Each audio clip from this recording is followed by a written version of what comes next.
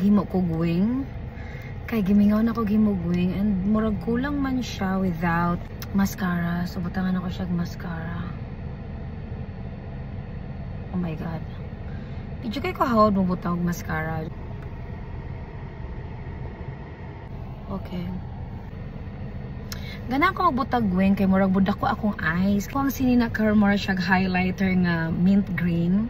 So ganahan ko magbutang ani nga lip color. Mura siya ka ng bright po siya nga murag pink purple ana ang combination. I took this advice from Heart Evangelista before tong di pa uso ang lip filler. So iyang ipalagpas ang iyang lips thick para mudako tan-aw ng lips. So manundog ta. Murag kulang pa diri gamay sa ubos.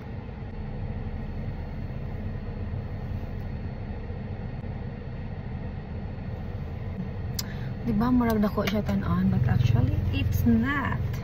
Since I live for glitters and highlighters, wala na may sulod eh. Gamay na lang kaayo. Daginato na lang jud. Every day is Christmas. With my makeup. Glitter. Whatever. So yeah. I'm done with that. Setting spray para makip atong makeup.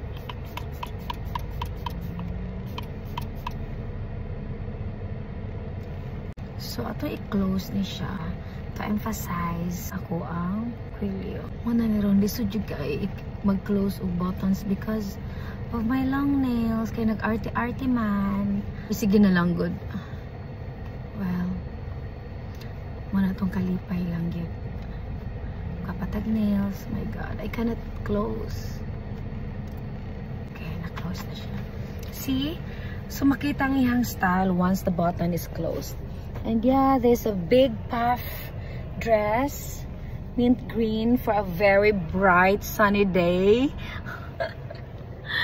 Is my look for today. Well, I've been using this before, so yeah. This is an old dress. Bye.